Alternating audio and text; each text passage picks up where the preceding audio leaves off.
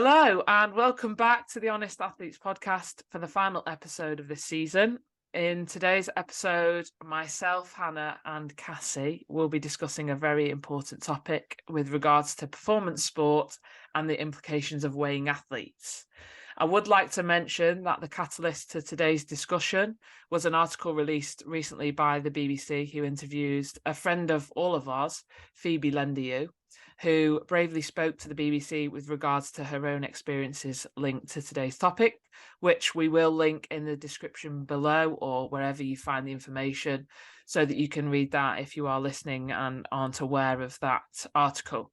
But before we start the discussion, I would just like to read out something that Phoebe wrote on social media after the interview was released with regards to her intentions behind her speaking up. I feel like this is really important, and I know that we would like to mirror the same intentions during this episode of the podcast. So Phoebe actually stated that I want to say that my intention for speaking out was never to point fingers at the coaches in the swimming world. Ultimately, the culture of the sport has been quite a toxic, old school environment for many years, and a lot of the things we all experienced, I believe truly, were a product of the environment, not an individual's fault. I have a lot of respect for the majority of my past coaches. Some, I believe, did make mistakes, but as I said, the article was never to name call on individuals. Some of my coaches even shaped my life for the better. I think I've spoken enough now. And with all that being said, please allow me to introduce our really special guest today, Cassie Patten, to the podcast. Cassie, please introduce yourself to our Honest Athletes listeners. Lovely. Hello. Thank you so much for having me in such a special topic as well. So I'm Cassie, posh name Cassandra Patten, and I was an international swimmer. You might be able to see behind me. I won an Olympic bronze, 2 World Championship silver medals. I went to over 15 World and European Championships. Retired in 2011 due to quite a serious shoulder injury. Since then, I have a degree in teaching, stepped away from the teaching profession, went back into coaching, have been on poolside basically full-time since I retired from swimming.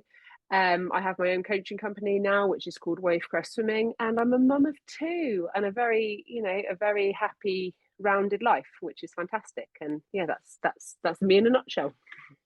It's lovely having you on, Cassie. And you were, for me, remembering you on teams, you were just such a lovely, bubbly, outgoing individual, and always the heart of just positivity. Your positivity was something that always inspired me when I was on teams with you. So it's so lovely to see you again and actually have you on.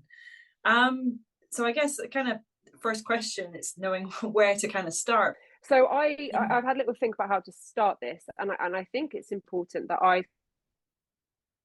start with I don't really want to call it a trigger warning, but I want to say that some of the stuff that we're going to discuss in this can be upsetting to people to hear, especially people who have gone through issues and have had negative comments directed at them, parents of swimmers that have that. So I just want to read out 2 charities. So it's Beat Eating Disorders. So you can go to their website. So it's Beat Eating Disorders and Mind, the mental health charity. So if it is anything in today's podcast that you hear and you think I'd actually like some more support around this, go to them. They're the experts. You know, I've been researching this over the last couple of days, and it is vast, absolutely vast. So we'll pop links to them as well, I'm sure, at the end of this. But yeah, that's my kind of little trigger warning, I guess. In terms of where to start, so last week, sat at home, casually, I think I was watching the Great Pottery Throwdown, as you do when you're a 36-year-old mum of 2, and this article popped up on my Instagram, and I read it, and 2 things went through my mind. 2 very separate things. The first one being, I personally can recollect basically word for word the same thing that had been said. Now, I'm going to make a point of this. I'm not going to name any swimmers. I know the name of this swimmer has already been mentioned, but I personally am not going to name any because I have told everybody that I've spoken to that I'm not going to name them. So that's, my policy on this.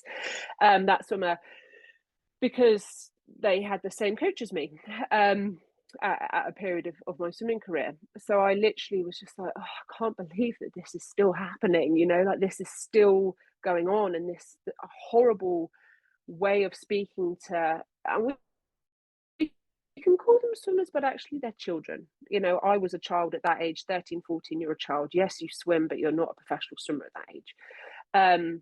A young adolescent is being spoken to in that way. And I was just, oh. And then the second part of my brain is my mum brain. And my mum brain was like, you know, I've got a son and a daughter, and when they are 11, 12, they finish their swimming lessons, they go, mummy, I want to, you know, I want to go into a swimming club. And I don't want to turn around to them and say no. I don't want to turn around to them and say, actually, you know what, this can be a toxic environment. I don't want to expose you to that. Because actually, swimming is and has been one of the most amazing things that has shaped my life. However, in that same sentence, there has been times in my swimming career and post kind of swimming career dealing with some of the things that have happened in that have been the absolute worst thing that's ever happened to me. So I guess for me, I want to, I guess my end goal of this is to kind of decrease the frequency of negative comments that we hear, or decrease the frequency of times that things like this are being brought up because it's happening, and really increase the frequency of positivity, the stories of great relationships between their coaches and swimmers, because ultimately that is the only way that this is going to get better, is by changing the culture, saying that that wasn't acceptable, you know, however many years ago, talking for myself, 10, 11 years ago, it wasn't acceptable then, it's not acceptable now, and it's definitely not acceptable in the future. So that was my goal, I guess. I made a little, I think I made a little Instagram post, and I literally haven't used Twitter in years. And I was like, well, I'll pop it on Twitter. I've got a new phone, downloaded the app, you know, and it just has gone boom. You know, I think the catalyst was the BBC article, me kind of not jumping on it. I don't want to say that. It was mainly just I wanted to make my own version of events, because as soon as I heard it, so many emotions came up, and I wanted to do it justice. I wanted to listen, hear, understand, educate myself on the topics that were mentioned, but also listen to the other side. What are Swim England doing? What is British swimming doing? What is happening to change? Because I felt that the article was, and justly so, centered around those athletes that had, you know, a bad experience, and there wasn't that flip side. So that's what I'm looking to do. I'm looking to try and be as balanced as possible. Yeah. So yeah, a lot in the last week or 2 weeks, yes. right? And it's can be a very emotional topic, of course, for many athletes, as you've heard lots of different swimmers, not only swimmers, I know support staff, coaches, parents, all sorts, and a lot has happened over the years of sport. But I think the one of the key words that you mentioned there was education around this topic. And so I think a good place to start, and I know you've suggested this yourself, and it's absolutely right, is let's kind of make the listeners aware, in case they're not, of kind of what are the different ways that athletes are weighed, and we can sort of go into how not just weighed, but obviously you've got your skin folds and all that kind of stuff, and I'm going to leave that to you to explain. But and then maybe the reasons as to why this is done, or why this was done when we were swimming, our understanding of it. Okay, so first of all, I'm going to flip it around slightly. I'm going to do the physics behind it first, that kind of underpins it. Okay, so throughout swimming history, I guess, the reason that people have been weighed is propulsion versus drag. Okay, the amount you press against the water minus the drag your body creates equals the power through the water. And that's kind of everything that underpins it. Now, back in the past, when science wasn't as fantastic as it is now in terms of you know, understanding the vast differences in body composition and going through it talking about for a female in a menstrual cycle, the way that weight fluctuates and the differences that has. It was just a very simple, basic, what we weigh you, okay, you're a bit heavier this week, lose weight, that will make you lighter, therefore, you know, lose drag. That was basically what it was. The different ways that you can be weighed are simple. Just step on the scales. There's skin folds, so you get like calipers, and there's multiple points in the body where your body kinds to tend to store fat more, and then they kind of, it hurts a little bit, if I'm honest. It's kind of quite pinchy, and it pinches you round. There's now scales that you can step on, and it kind of sends an electrical current through your body, and it tells you your body fat percentage. You know, those things can be skewed by water retention. They're not perfect, but there are ways of doing that. Now, you know, I didn't think that the propulsion versus drag was enough. So today I spoke to the physical performance lead at British Swimming, and he was kind of the wise, because, you know, when I've spoken to, I spoke to my old previous coach yesterday, and I asked him, like, what was my race weight? Like, what were you aiming for me to get to? And he said, like, he didn't really know. There was no science behind it. So that was my leading question. Like, that was then, what is now? So there still is no kind of golden answer in terms of appropriate race weight.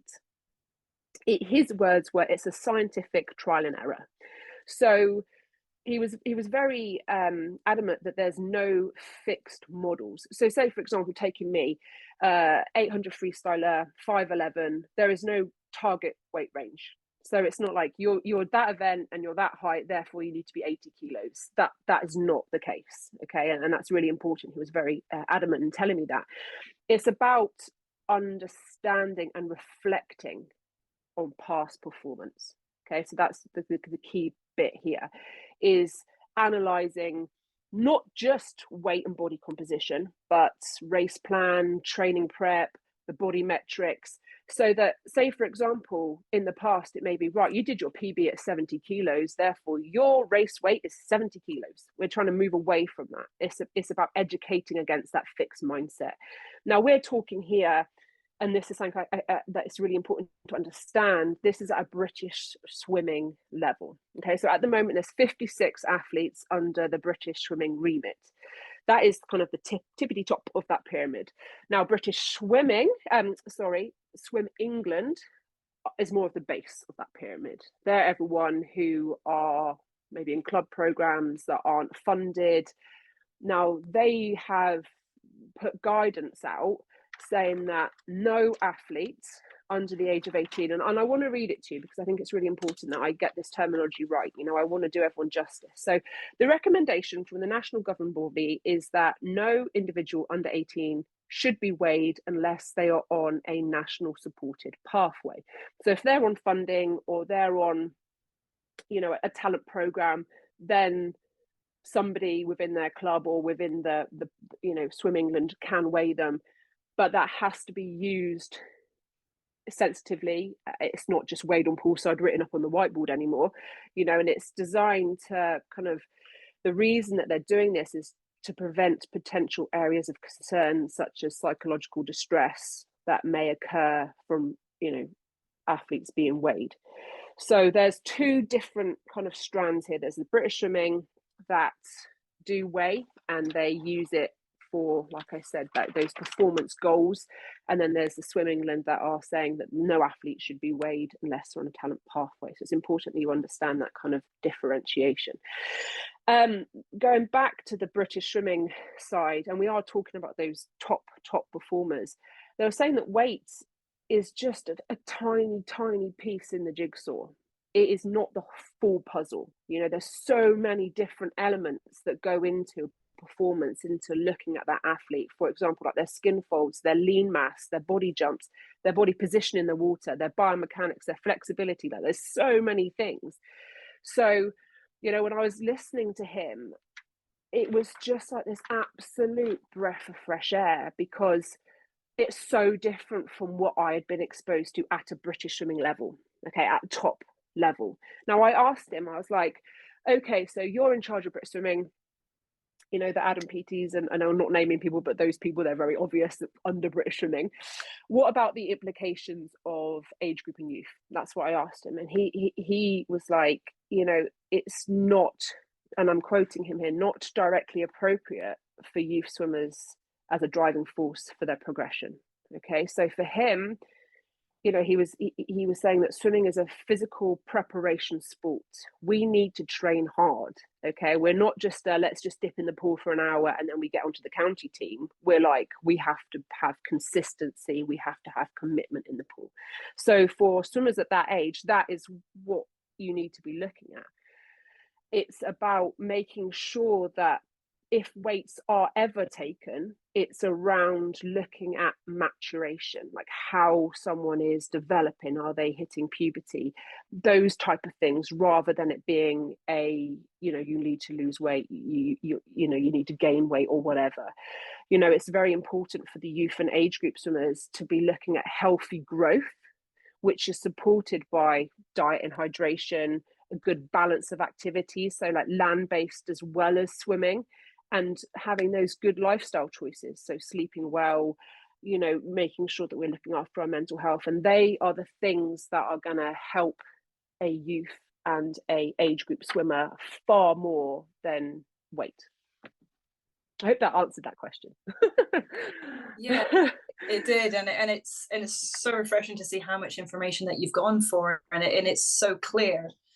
I guess kind of a little, not controversial question, but say, you know, you stated this, Swimming England had put that no athletes, you know, under the age of 18 is to be weighed, yet we do know that sometimes on the talent pathway, you do get some really young swimmers that then end up being very talented and they get picked up and could be put into that elite situation. Do you think that there is enough at the minute to prepare some of these young developing athletes to cope and manage with that?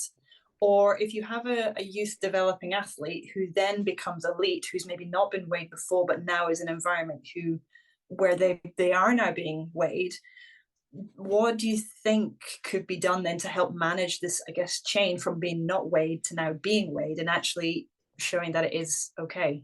If that makes sense. So I believe, from what I've been told, the youngest member on the British swimming pathway is 15. Okay, so that's the youngest on that. In terms of the Swim England, they go down to 11. Okay, so around 11.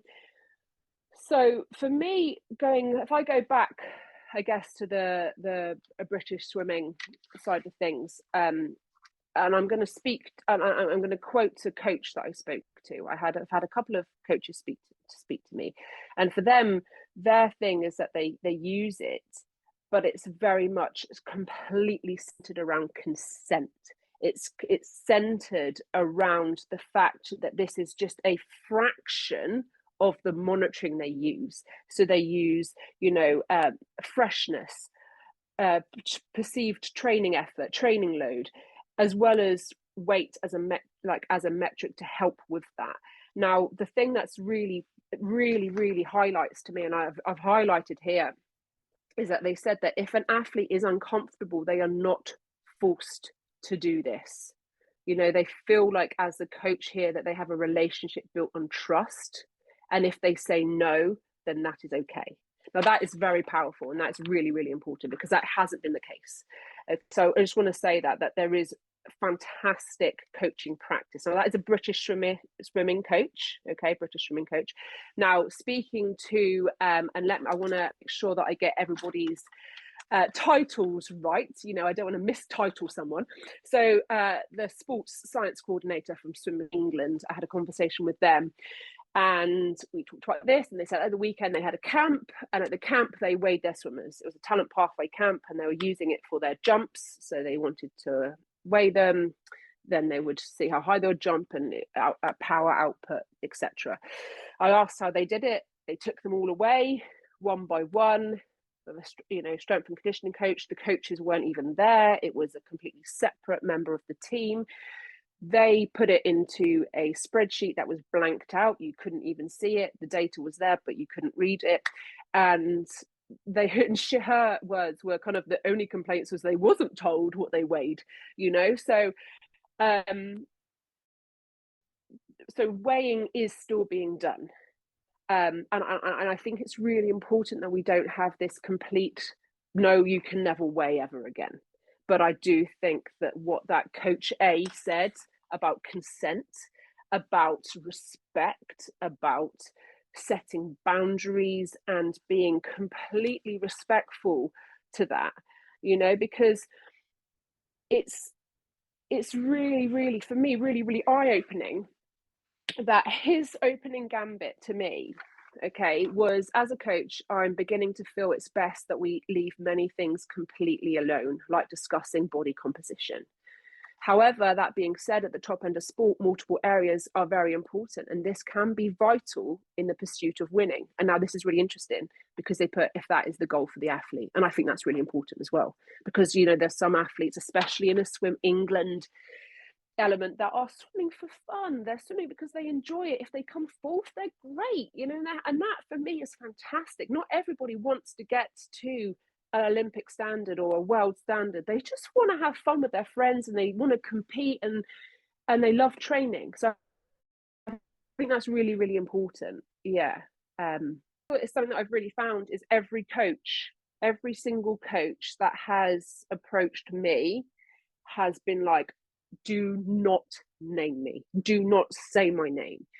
And and each of those coaches that I've spoken to, I'm like, this is a real shame, because what you're telling me is fantastic. Like, what you're telling me is what I wish that I had, like what I wish that all of those athletes that spoke in that BBC article, all of those athletes, and I literally have, you can't see, I've got pages of people who have told me their stories of how that they weren't listened to, how they were forced, how they made them feel. Like, just one snippet here, just one snippet, really tiny one. My own personal experience, at the age of 13, I stood on poolside and was weighed, and it was recorded, it was placed on the whiteboard. That was the start of me feeling shame about my body, which then led me on a pathway to anorexia.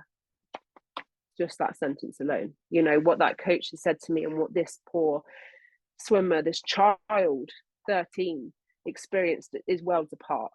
And that's what I'm trying to unpick is, yes, there has been, and let's face it, there probably still is bad practice out there. So how can we educate? How can we change? How can we have this conversation? It's really important that we have this conversation. So today I had a phone call from a male swimmer in a large swimming centre, and we had a chat about it. His experience was, actually, he was told that he needed to put on weight, so it was the opposite, it was the flip. He needed to put on weight to swim better at the event he was doing. He didn't necessarily have a negative story, it was just that was he was told. But the interesting point that I really I really celebrated is that he was like, yeah, this has been blowing up my phone, like our group chat has been going on about this for the last couple of days, there's 4 or 5 of us, we really want to speak to you. And I'm like, yeah, this is amazing, because let's look at swimming coaches. Pretty much every swimming coach has either been a swimmer at one point or has been involved somehow from swimming, and then they become a coach. There's very few that come, I worked in a day job and now I'm a swimming coach.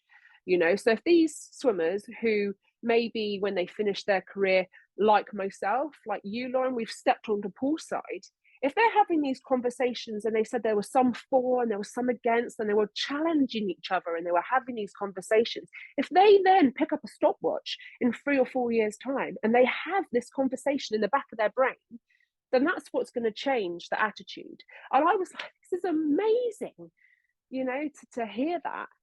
I was really happy about it, as you can probably tell. It's really nice to see how passionate you are about this change, and I think we all are. But I think I should have said at the start, really, and I know Hannah feels the same. We're just really proud of people like yourself, Cassie, who are putting yourselves out there and making these changes. And you've also spoken about people sharing their stories with you. And again, those people are incredibly brave for doing so, because there's a lot of emotions, upset. This changes people's lives, and so it's Yeah. really important.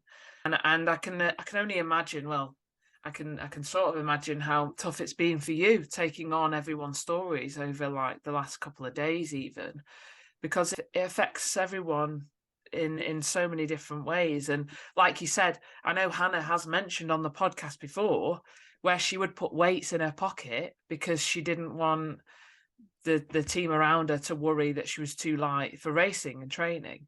So it works in so many different ways. And I think there's so much to it. There's so much to it. I know that you have spoken openly in the past about your struggles with it. I do also want to ask, how are you, and how are you after the last couple of days before we maybe go into other people's stories? Yeah, I'm happy to share some of my story as well, because I feel like so many people have been so incredibly honest with me that it's only fair that I'm honest back. You know, I've never been someone to keep secrets and things, so I'm happy to kind of share my story. I have found it really hard, because I'm a very empathetic person, and when I read, you know, I literally have them here and highlighted in front of me, some of the stories, and especially some of the people that I used to swim next to, like in the lane next to me, and I just had no idea that that's the struggle that they were going through. So for me, like, I am a big girl. Like, I've been classed as a big girl. I stopped growing at 13. I'm 5'11". You know, I'm got good old shoulders on me. Just I'm just a strong, powerful female. Okay. And I embrace that now at 36. At 13, maybe not so much. So I remember very clearly us all being weighed, lining up one after the other after the other. Our weights, like so many cases here, written on the whiteboard, and it would stay on the whiteboard for days. I remember like going and like trying to like wipe it off. And I remember comment being like, you know, Cassie, I was maybe 13 or 14, Cassie, you're the heaviest in this squad. Now there were 17, 18-year-old males in that squad, you know, and I just remember really clearly thinking, great, like, amazing, I'm the heaviest here, you know, what do you do with that? Like, you know, and I think for me, that's maybe where and I've got to be careful because there's differences. There are differences between eating disorders and disordered eating. Okay, there's a difference. So you have to have a set of kind of clinical parameters to be classed as having an eating disorder, whereas disordered eating, you can have many different elements of different parts of the eating disorder, but they haven't met that clinical criteria. Okay, so there's the two, just so you understand the two differences. Now, I don't know if it would be classed as an eating disorder, but it was definitely disordered eating. So, you know, my parents kind of joke about the fact that they always find chocolate wrappers, even to this day, behind the sofa. You know, I used to feel so ashamed about eating that I'd hide the wrappers. Like, I still sometimes do it now, and this is my own house, you know, like, rather than put it in the bin because it may be seen in the bin. If I hid it under the sofa, there was a chance that it wouldn't be seen for a couple of years, and I can blame my sister or, you know, blame my dad. So that started very early, very, very early. Like hiding food I was eating, and then feeling incredible guilt after eating. Kind of, yeah, through my GCSEs, A levels, then I moved to I guess my main club at the, you know, fair few years ago, and for me, I feel like when I first moved there, I was incredibly happy. Things were absolutely amazing. I swam my absolute best, won my Olympic medal, and yes, there was weight and there was skin fold. And I remember like going into the Olympics and still having these kind of like, oh God, kind of, you know, I don't really like this, having the skin fold done. I was never asked. It was like, right, Cassie, skin fold, you know. And speaking to one of the sports scientists, he was like, yeah, but you've got the leanest legs of any female on this team. And that was just like, what? Like, me? Cassie Patten, like, no, you know. That was a nickname I used to get called at school, Cassie Patten. I didn't just make that up myself. And that really blew me away, because I always considered myself as being the biggest swimmer, you know, and I think that traveled with me from that 13-year-old being told I was the biggest in the squad. Now, after the Olympics, things within the training program that I was at changed. Various issues arose, and I feel like my weight then became a massive issue for me, and well, not for me necessarily, but for the coach I was working with. I have had a chat with him. I had a chat with him yesterday, which was really interesting. You know, yeah, he to give him his due, he has apologized to me for some of the behaviors that's occurred, which, you know, I'm not somebody that harbors grudges. I think life's too short. You know, I'm all about just the past is the past. Let's try and move on for it. But it meant a lot to hear that for me. But just for me, kind of my own recollections, and, you know, I can only say my version of what happened is that I definitely felt that there was a real disproportionate amount of emphasis put on how much I weighed. I felt like I was being weighed all the time, my skin folds all the time. I remember after Beijing, I was incredibly unhappy. Yeah, I wasn't in a very good place. You would think winning an Olympic medal would be the happiest, but I really was, and I was in a very, very dark place. And I had put on weight, and I remember coming back and hearing when they weighed me and they saw how much weight, God, you've put on as much weight as a toddler. Like a small child, you're carrying around a small child around your middle, Cassie, like in front of everybody, in front of all the swimmers, the other support staff. Like, yeah, it was just a really, really unhappy place. And I think for me, that's where my disordered eating really started. So I would properly binge, like, as in, I remember just going to Asda and eating an entire packet of Pringles, like straight down, you know, and like a whole baton of bread, straight in. And then I would have this intense self-loathing. Now, I used to self-harm. I never cut myself, but I used to clench my fist and I used to hit myself because I hated myself. I loathed what I was doing and how repulsive I was. And this was really being fed into by the comments and the weighing, and just, it was, my poor parents, I spoke to them at the weekend and I said, you know what, I used to make myself sick quite a lot. And my mum, bless her, she was crying her eyes out. She's like, I never knew. I was like, of course you didn't know. Like, I'm not going to share that. Like, I was so ashamed of it. Nope, I didn't tell anybody, and on the outside, Hannah, you've just said you're the most positive, you said to me, you're the most positive person, always a really happy to be around. And that's what I was, like, but inside I loathed myself, like literally, like the thought of being in my own skin just repulsed me. And I was so unhappy, and I lost all that weight. So I went from my Olympic race weight was 79 kilos. I went up to 86, 87. I got down to 80, like 70, 80. Worked really hard on shifting the weight. Like, I don't lose weight easy. And I came and I was so excited, like, coach, yay, I'm down to this weight. And the comment back was, yeah, but you've still got a long way to go. Like, there was no, well done for the journey, well done for this effort, well done for, it was just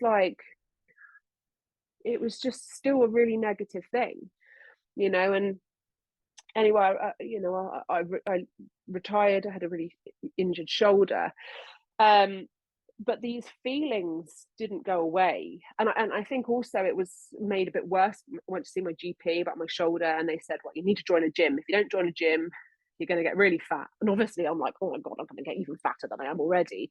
So I went completely the opposite way, as like, I just would eat a boiled egg for lunch and a yogurt, and I got incredibly skinny. And then when I went back, because I was doing some commentating for British Swimming, like, all of these coaches were like, you look amazing. Oh my God, Cass, you look great. I'm like, I'm literally eating about 500 calories a day and fainting all the time. But yeah, I look great. I had plastic surgery. I felt so disgusting in my own skin that I felt that I needed to have plastic surgery. Didn't go that well. I had a lot of health issues from it. Last year I had the plastic surgery kind of reversed, and my health has never been better. So, you know, I've worked really hard. I've been to counselling various times. Had a really dark period for quite a long time of my life. But I've been with my incredible, and I'm not just saying this, he's an incredible person, my husband. I've been with him for, oh gosh, he's going to murder me for not knowing, like 8 years, I think, 8-9 years. And we've done a lot of work on self-love and acceptance and allowing myself to be loved by him, because I felt so unlovable, because I felt like this horrendous human. And so reading the article brought a lot of that back. So that's kind of my story, and that's why I feel so passionate about this, because it can, and it does, really change lives. Flippant comments can stick with you for the rest of your life. Wow. Really, really, really appreciate just you opening up as you've done. And you know what struck me is how confident you are as well, in that you've not held anything back. You have completely given us an insight as to what it was like for you, and every emotion that you described to us there, like you could pretty much feel it and live it. And I just want to say how very proud we are of you, of all the work that you've done so far, and this will resonate with so many people. And I think it's, the start of something very special and really, really important. I guess the question I'd like to ask for you is, looking back at 13-year-old Cassie, say that there was an athlete going through who's about to go through the same journey potentially, what advice would you give that 13-year-old who might face the odd flippant comment, or who might face, those roadblocks that you faced, and how to maybe cope and deal with it? Because, coming the other side of it, you've not come out fully, unscathed. You have got scars from it, but you are such a strong person from it now, and it's really powerful to see. And for someone who might be looking for that help and guidance, it'd be wonderful to hear what your thoughts are. I think my biggest thing that I tell myself and I tell others is that your self-worth is not tied up to your body size, your body shape, or your performance in a swimming pool. Your self-worth is from how you treat others, how you interact with others, your outlook on life. Like, you are not, people think especially in the swimming world, where, let's face it, winning or losing matters. We're in an environment where you strive to win gold, and if you win gold but you haven't done a PB, sometimes you're not even happy with that. You've done a PB but it's not a world record, you're not happy with that. We're always striving to be better. And I really feel that for a lot of people, myself very much included, my self-worth was so intertwined with winning, and then it got very intertwined with what I looked like, how much I weighed, what my skin fold was. That was so twisted. But actually, through this all, I was a good person. I was a nice person. Yes, there was times where probably my own depression, I never got treated for it, but I'm pretty sure I was very depressed at points of this, made me maybe insular or snappy or whatever, but it was never intentional. It was just I wasn't getting the support I needed, but I was always a good person. So I think that's really important, to try your hardest to separate the two, to separate that you are still a good person. If I went down the street and kicked every cat I saw, then I wouldn't be a good person, but I don't. So I think it's one of those things that I see a lot with young athletes, is they just their sense of worth and their sense of being just gets so intertwined with that. Cassie, do you remember the first time we ever had a proper conversation? I think was it when I was a team manager? Was it then? Because I know that we did a lot of.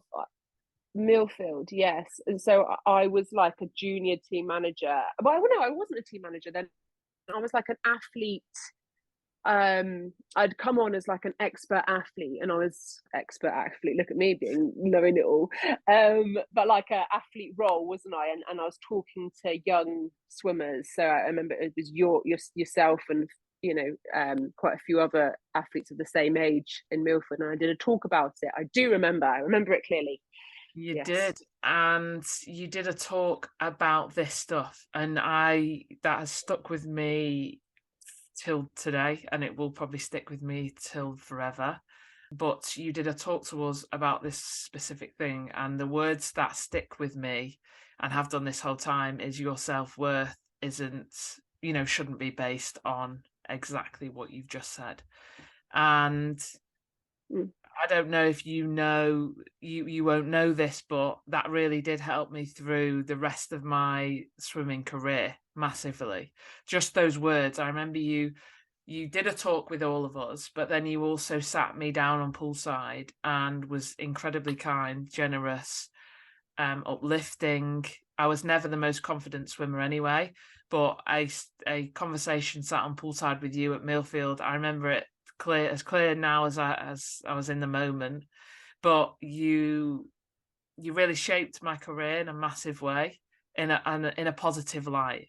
There's obviously some negative around swimming and people that you have to deal with, but you were one of those that really shaped my swimming. So first of all, thank you for that. And I think from then I always looked up to you massively, and we used to message all the time, and it was like little sis, big sis combo. And it was amazing, and that just brought back so many memories, and that's why we need more people like yourself in the sport and doing what you're doing now. And I got a bit emotional when you were talking a minute ago about everything that you kind of went through. I'm kind of getting emotional now, but I think the fact that you've opened up and been so brave in doing that, thank you so much. I definitely experienced some similar stuff, of which since all this has come about, I haven't opened that box. There's a lot of boxes I've opened, especially with, the reason I started Quigley Sport is to help athletes. But this is a box that I've not properly opened yet, I don't think. And so this has brought back a lot of memories and stuff like that. And I know we've had conversations. I've had conversations with Hannah. There is a reason that I started the athlete mentoring and the whole Quigley Sport thing, and it's because of things like this. Now, you did mention earlier that people have reached out to you, and I don't know if you think it would be important to maybe share some of those stories that people have given their consent to, of course, without, obviously, I know you said you're not naming it's important, but if you could just maybe share some important parts of that you think would help people going forwards. So I literally over here have pages, like you can't, it's just off the camera. I think I printed it off, it was 25 pages. So I have got one that I've already read to you, and I've got 3 more here. So I'm just going to quote it directly from what it says here. So at the end of the day, we swim with little clothing, and even the clothing we do wear is usually very unflattering. There's nowhere to hide. Many swimmers I swim with have fantastic bodies, abs, toned arms, flat stomach, etc. And I'm so happy for them. But when you notice you don't have that and you're expected to fit into a certain type of body by others, it gets a very unhealthy relationship to your body. And I really resonated with that. There were swimmers that I swam next to and I swam, competed against, who I felt were perfection in the swimming costume, and I never felt like that. So that was one that really resonated with me. Now this one is another one about those flippant comments. So this one says, on a few occasions my coach called me heavy, although I could understand it if she said I needed to be lighter in the water. But no, she blatantly, in front of the whole club at a session, said, X is, the name of the swimmer, you're so heavy. if this had only happened once, I may be able to let it go, but it's happened a fair few times. So it's just those comments, those little like snidey remarks that can really stick. And this one is from a mum of a swimmer, and this kind of gives a slightly different perspective. So this lady has a national level daughter with severe REDS. Now, just to kind of unpack that's relative energy deficiency. So she eats less calories than her body needs per day, and anorexia. Okay, so that's what that is. Her club does not weigh swimmers, and to my knowledge, no remark has ever been made about swimming and her weight. She has mixed feelings about weighing swimmers because in her daughter's case, it would have highlighted her being underweight. She said that in her mind that swimming caused her daughter's eating disorder, and it was through this desire to tweak every aspect of her life to perform the best that she could, not because anybody said that she was overweight. So she said that it's really important that we treat swimmers with care. As mentioned beforehand, she's got anorexia, and she went to the British Champs, and 2 other coaches from other clubs commented on how ripped and toned her body was. Although it was meant in a positive way, it shouldn't be commented on. So they're just a couple. There's some really harrowing and quite heartbreaking ones. One from a swimmer who is currently going through fertility treatment because of their eating disorder that they picked up from having their weight written on a board at the age of 13, with a loving husband wanting to start a family, and they have suffered their entire adult life because of this. Like reading things like that, and reading that article that was written in the BBC, that is the reason that I'm doing this, and why we're having this conversation, why I really hope that this does change, that this creates a change. Now, one of the conversations that's happened from this and what's come from this is the power dynamic between coaches and swimmers. Now, as mentioned here, there's comments, there's those little flippanty comments that a coach may not even think of being a bad thing, like I've had other people said that they were built like a brick, that their coach said they were built like a brick, just little wee comments like that. But I just want to get this. I've been having a chat with a physiologist and a sports lecturer. They've had 20 years experience in sports, and it's this power dynamic that happens between a coach and a swimmer. Now I'm talking from experience that I got into swimming because I loved swimming. I love being in the water. Now my coach from poolside was facilitating me getting better. For in my eyes, they were a god. They were helping me get faster. I'm going to hang off every word they say, and I can see that when I go into clubs. I'm a little bit like you, Lauren. I go into clubs all over the place, and I watch those dynamics, and they're literally like, looking at their coach, and they're idolizing them. And now I'm privileged, and I don't use that word lightly. I'm privileged to coach swimmers. I have a little junior swim academy, and they look up at me. And if I said to, swimmer X one week, "Oh, you're doing fantastic," and the next week, "Oh, God, what have you been eating today? God, you're looking a bit podgy." Can you imagine that the feeling that I could create in that swimmer? Now, I don't believe, and I really hope that no coach goes into this to try and mess up swimmers. Like, I don't think that's the case. But I do think there needs to be an education on what is appropriate, what is fair to say, and what isn't. And that education needs to really be, and that cultural change really needs to be embedded deep within the sport, because there's lots of coaches that have maybe always done it this way, and they feel that this is the way it should always be done because they've won medals doing it this way. But they don't necessarily see the impact of what happens 5 years down the line when that swimmer has hung up their goggles, but they're struggling at university to sit down with a meal with their friends because they're so embarrassed that they don't want to eat in front of people. They might not see that.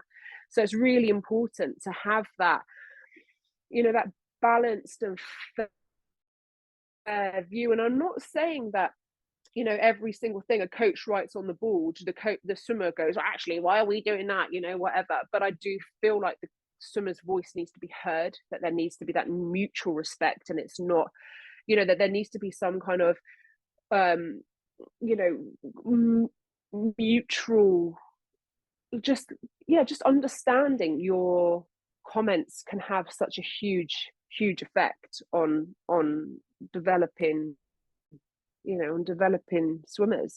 Now, what's really interesting is that swimming has got one of the highest mental health issues in all of sport. Partly, now this is me getting my nerd on now, so quoting again from you, but the frontal cortex of the brain is related directly to hormonal regulation. Okay, now we get up super early as swimmers. I can't really think of too many other sports that get up as early as we do. Now, that is directly affected by sleep deprivation. Now, that has impacts on mood, it has impacts on self-control, it has impacts on stress. All of those things can lead to eating. Okay, so all of those things can have implications of overeating, or you know, just not being able to regulate properly, and they can have long-term destructive lasting effects. So I think as a coach, it's really important that you understand this, you know, that your 15, 16-year-old, not only are they dealing with their GCSEs, the huge pressures from social media, their changing bodies, you know, their family life, but they're dealing with all of this. They don't need a comment from you as a coach. They need you to be there to support them, to facilitate them to be the best version that they can be. And then I reckon performance in the pool comes alongside that, you know, and that's what's really important. You know, I've been researching this. Basically, I was working all weekend since Monday. It is now Wednesday. If I can find out this much information in 3 days, then coaches can definitely do it over a lifetime of coaching, if that's, you know, if they so desire. You know, and I'm not sitting here and saying that I'm this shining beacon and everyone should live up to me. I'm not saying that at all, but I'm just saying that actually I do think it's really important. So maybe a coaching program or something to come out at grassroots level, just to explain simply some of the factors that swimmers are going for, people that swim are going through. I know this is slightly aside from the topic, but it's all really, really interlinked. You know, that power, that bullying, those comments, the weight, the issues, they come from that. They are very intertwined, and I don't see them necessarily as being two separate issues. I feel that they can be and are very combined. Yeah, it is so much more interlinked than you realize. And even just with that, you talked about culture and changing the culture, but we've obviously got the culture within swimming, but culture within swimming is so easily influenced by social media. Like that post you commented about, the story you told where the individual was looking at abs and toned and all that. And, you know, it's really unnatural for females to have a six-pack because we have a different body composition to males, and we have a set layer of adipose tissue that we need for us to thrive and for our menstrual cycles to be at its healthiest. So by revealing abs is a sign of a reduction within that layer of healthy adipose tissue. And, you know, and whilst it's revered as being healthy and sexy and photogenic and stuff that's being pushed on social media, the health implications, especially when you got those that are trying to push for that elite level, you know, it's like walking a tightrope. You know, there's a balance at which point that level could push into reds. It could push into amenorrhea. And that's just from the female perspective. Reds also can occur in male individuals too. So, you know, you've kind of got the impact of what people see visually. And then as well, those that are pretty who can get sponsorship deals because they look a certain way. So again, you've got the pressure of that body image of, well, if I want to be successful and earn, because swimming's not a sport where we earn money in. You know, it's not like football. If we were footballs, we'd be doing all right. Yeah. But sadly, it's not the case, you know, and there are so many other factors, and that intertwining, especially the bullying, because it's so easy for someone to make someone feel not okay by picking on how they look, because it instantly taps into that self-worth, because they feel they're not worthy. They compare themselves. And those comments make such a big impact. And I think you're right in a sense of education from coaching, from those being involved working with young athletes and elite athletes should have this awareness, accountability as well, because everyone's allowed a bad day, but sometimes don't realize that just that one comment that they might have said in the off chance because they're something's really irritated them and they've just said it, can have that lasting effect. So whether there's a resource area that can be a group of coaches to support one another, to show this is the latest research that's come out, or here, have a look at this to further your interest in supporting athletes, because it's not just in swimming. We're having issues cropping up. I think you did some spoke to, was it British gymnastics as well? Yes, again, I did. Yes. Yeah, it's another sport that's also where athletes are vulnerable and exposed. And I know personally as well, an athlete who pushed herself to the point where she never even started her period, and then ended up with osteoporosis by the time she was 19. And that's like, she never got to compete at the level that she wanted to again, because that was it. But she was pushed because it was all about performance. So there's so many things that kind of intertwine with this. It's not just going to be a quick fix. If we just do this and this, that'll sort it.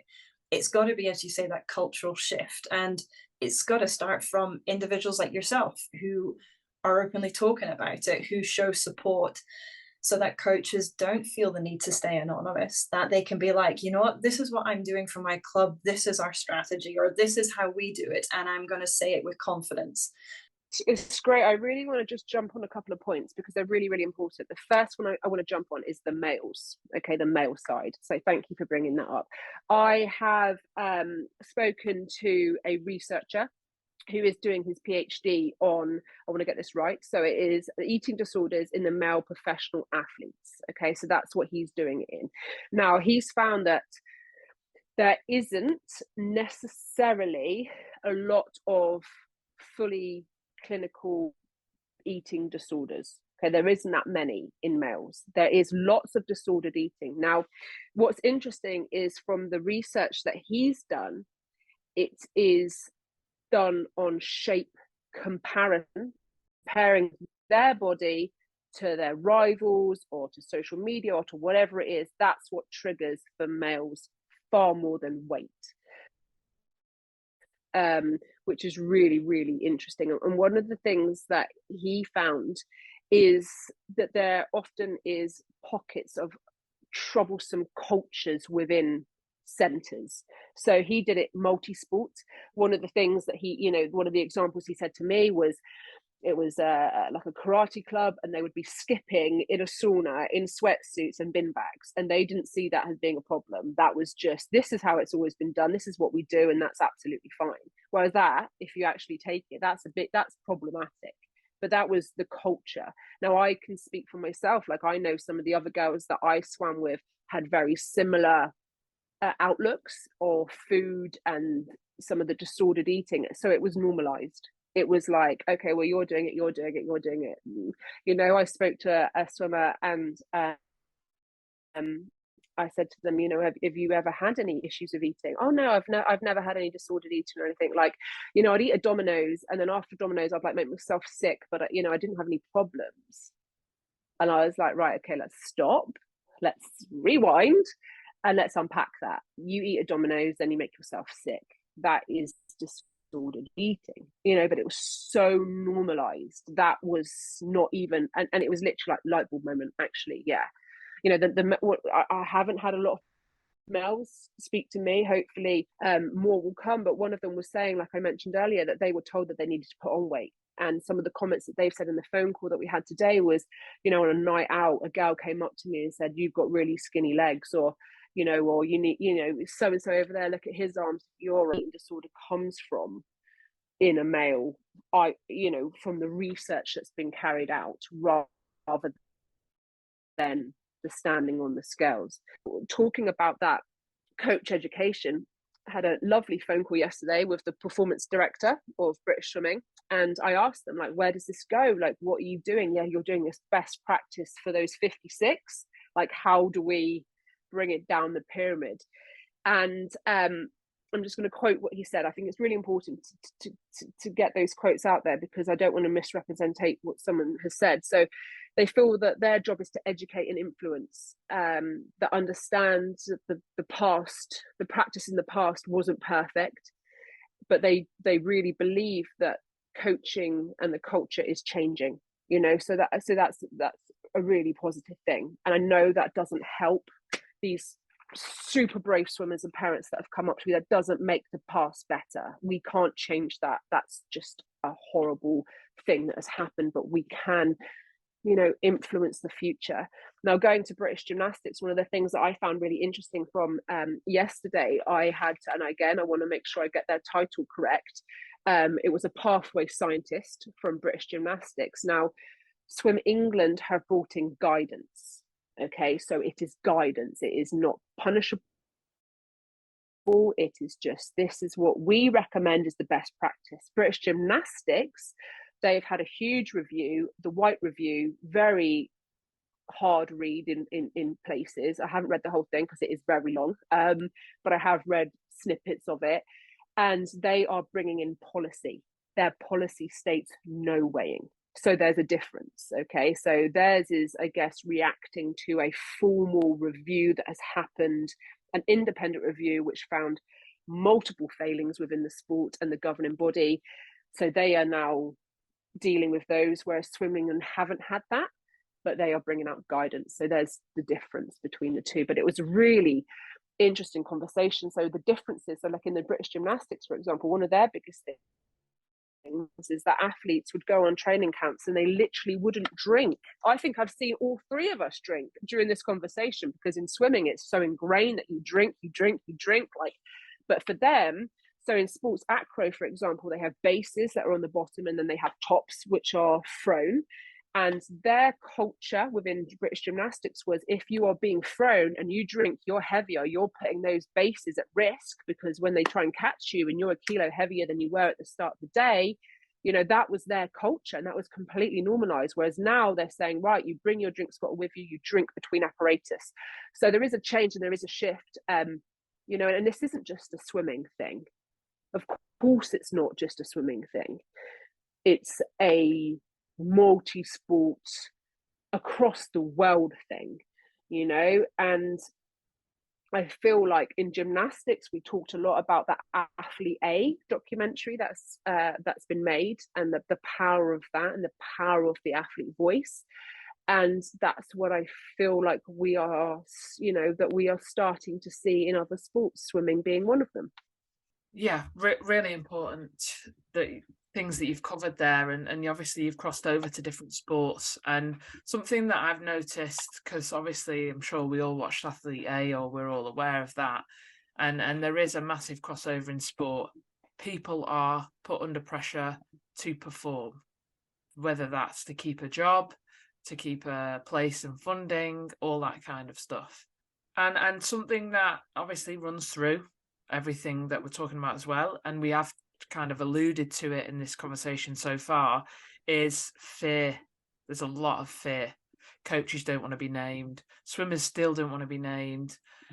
It is a scary place to be, especially if you feel like there's pressure from your coach to perform, otherwise you could lose a place, or there's pressure for the coach because they feel like they're going to lose their job, or there's lots going on. Parents trying to get nutrition right so that their swimmer turns up to the pool and doesn't have these comments thrown at them. There's pressure everywhere, and there's fear everywhere. And I know from my own experience, there was a lot of fear around being weighed or getting the skin folds done. I remember days where skin folds were being done and you walked into the pool and you knew straight away, just by looking at certain swimmers' faces, skin folds are happening today. Yeah. So there's a lot of fear around this side of the sport. How do you feel about I know that you already know that there is so much fear, but I presume that over the last few days, you've obviously witnessed that major. How do you feel about that, just having experienced all this fear, but also how do you think that we can overcome this fear that's within the culture? Okay, so one of the things that I discussed with my previous coach was the reasons for the weighing, and one of the things that they mentioned was the fear that they were receiving, that they were being asked at the time from British Swimming, you know, you need to have XYZ, so and so isn't performing, why is that, what is their weight, you know, and you know, and I think it's really important to say that this in my case was in the past. There is a change, there's a change of leadership, there's a change in direction, there's a change in developing the athlete voice within British Swimming. Okay, so and although British Swimming and Swim England, they're not like one above the other, they kind of run parallel to each other, but I think it's important to know the differentiation between the two. You know, for me, the fear from the coaches that I spoke to was around this kind of like finger pointing witch hunt that they perceive is going on. Whereas the fear from the athletes is that power dynamic that the coach sometimes still perceived that they have that power over it. And like yesterday, I'm not a nervous person. Like I public speak all the time. I don't, you know, I very rarely get nervous. I was incredibly nervous yesterday. I was shaking. And then post the chat I had with my coach, I was shivering all day. And like I said to my husband, like, I'm absolutely freezing. It's not freezing, Cass. And I think I had like a post adrenaline, you know, come down. Now, the conversation I had with my coach was perfectly reasonable. There was no crosswords. I didn't cry. There was no, you know, anger. There was none of that. But I think that some of the feelings that I had, you know, with that are just really deep seated, you know, and I think that's where a lot of the fear comes from, is feeling powerless, you know, and as an athlete or as a person in general, when you feel powerless, that breeds fear. Whereas, you know, the conversations that I've had and you know, and I think it's really important to try and highlight some of the changes that are happening. That, you know, when I speak to the performance director of British Swimming, they're saying that they're working so hard on the athlete voice, and that for me is like music to my ears, because that shows that they're trying to break down that fear boundary that has been created in the past, you know, and there has been a massive change. And like, you know, every year in sport there's a massive changes, you know, look at the science from 4 years ago to now, the difference in nutrition, like it's just huge all the time. So although we're sitting here and I'm talking about my experiences, they were over a decade ago. And I know that there are people that have retired within the last couple of years. I think the soonest I've spoken to someone was maybe like 21.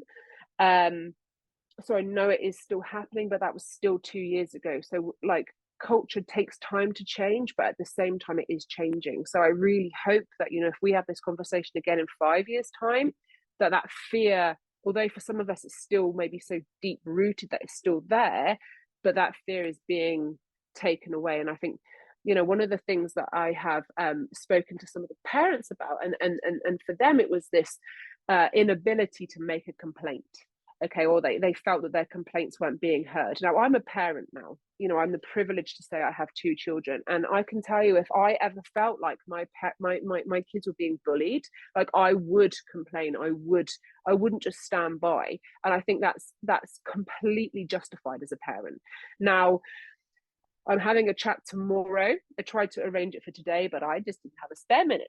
So I'm having a chat tomorrow with 2 of the senior leaderships from Swim England about their new safeguarding whistleblowing complaints procedure, because that is something that has been highlighted, that needed a review, and they've completely done that. They have that, it's being launched very, very soon, alongside from Swim England guidance on eating disorders and disordered eating that's going to be sent out to all clubs. They're going to make a swimmers version as well. So there are massive positive changes, which I know for some people who are going to be watching this, who have sent me things, it's too little too late in their opinion and in their eyes. But we can't change the past, we can only change the future, so I'm so glad that this conversation is being had. As difficult as it has been for me, I'm going to be honest, like, my brain is just like, because it's just, I just really want to tell people's side of this, and I want to do it in a fair, just way, and I want to say, well, okay, well, have those conversations, and as difficult as they are, come on, let's all get together and change this culture and make it better. I'm not going to lie, I can't completely remember your question that you asked me, but hopefully I answered it somewhere in that talk. Yeah. Oh, Cassie, it's been awesome just hearing everything that you've got to say. And the conversation, I think, is free as well. I think it's been really, really, really fascinating. And the bit that keeps going back for me personally was the comment that parent mentioned about their child having an eating disorder and wish they were weighed. And for me personally, when I was younger, in my sort of first club, we were weighed every Monday, but we were not allowed to see the weights. The weights were not written on the board. They were purely kept to actually monitor our development and growth, and in a sense keep an eye on who was putting on weight and who wasn't putting on weight. And I was one that I was told to put weight on, and I struggled. So I would down a litre of water on a first thing in the Monday morning after I've had my breakfast, because I thought, oh, a litre of water feels like a kilo. I should be, a kilo heavier, because I didn't want to get into trouble if my weight was too low.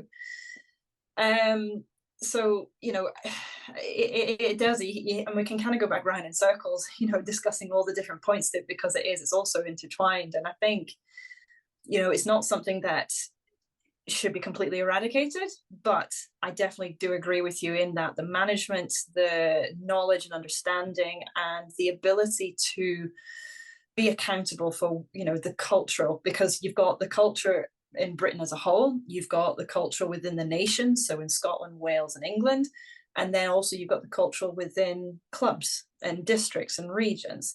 So each one is different, because I know very much up in Scotland, it's so different in Scottish swimming compared to Swim England. And the clubs that I've grown up in are very, very different. For me, it was always terrifying coming down to Sheffield, because it was just very, very different. So again, it's, it's best managing it. And it's not going to be, a blanket, everything happens this set way, but hopefully you've got people like yourself, we've got good people in the sort of head leader roles that can create policies, guidances that allow options to just improve things, so that in 10 years' time, if we were to carry this conversation again, we can look back and be like, yeah, we can see the change, we can see the difference. Because I guess my last question for you, Cassie, would be, what would you like to see in 5-10 years' time? What for you would be the ideal of, okay, this feels like it's moving on? I think it's that cultural shift, and I'm going to come back to what I said at the very beginning, and I'm going to read, because I wrote it down because I've been really thinking about it, and it's that decrease in frequency of negative stories and the increase in frequency of positive stories. And that for me is the key.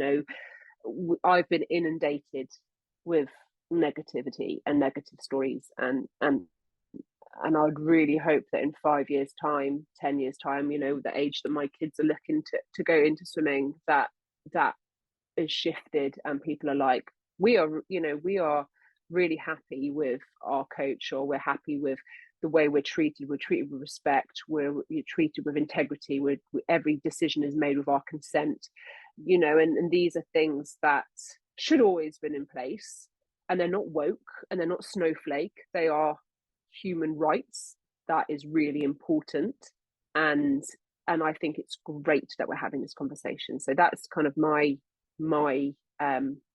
take. We can't change the past. We can bring, not to justice, but we can highlight bad practice, we can get rid of that, and we can look to change so that in the future it's better. Cassie, wow. I think me and I Hannah told both... you I did my research, didn't I? You did do your research, but just thank you for your time and for putting in all of this work over the last few days, and I'm sure it will continue, and your head's going to be scrambled by the weekend, I'm sure. But it is, yeah. We really appreciate everything that you're doing, and your Olympic medal is incredible, but what you're now doing as well is just out of this world. We're super proud. We're super proud to have you on to talk to us, proud of what you're doing, and we hope that what you're aiming to achieve comes true. That's why we're here. That's why we're sat here talking about it. Just for me, a personal thing, I've written down here all the people that I've spoken to, from, the performance director, past coaches. I've had over 35 athletes. I've had 15 parents, and that's and counting. Regional development officers, head of S&C, the person from British Gymnastics. I just want to thank them for their time as well, because none of those people had to speak to me. Nobody had to send me a direct message with their story. So without them, then I wouldn't have anything to talk to you about apart from my own meandering, experiences. So massive thank you to them and to yourselves and to anyone who's watching or listening. My head's just kind of exploding at the minute, and so goodness knows, Cassie, what your head is like right now too. But I think as well, there's one little point as well that I kind of would like to put out, and I think it's for coaches who generationally, maybe within that culture of the weighing, started off doing that, but have now made the shift to change and be more mindful. I think it's important as well to respect their change too, and not to vilify them for, as you say, it's in the past and that was done because of the way that the culture's been. I just think it's been so important to have all these stories heard, and like you say, here's to the next 5-10 years where we can see an increase in positive stories and actually better coach athlete relationships, better family relationships, and for athletes to actually just remain healthy at the end of their sporting career, that they can enjoy it to whatever level that they want to, that they remain happy, healthy, and know the value of their self-worth. It goes far beyond of how they look like and what they have achieved, in the pool, on a gym mat, whatever sport that they're in. So huge thanks, Cassie, for kind of bringing all of this up. And, the information has been mind-blowing, and I really hope you go get a rest now. Up. I'm going coaching now. I literally only got 10 minutes and I've got to leave for poolside. Well, thank you to everyone that is listening. We hope the episode has been helpful, educational. We hope that it's the beginning of a shift in change in sport in general. And thank you, Cassie, once again. And we really appreciate you listening to the episode. So thank you, everyone.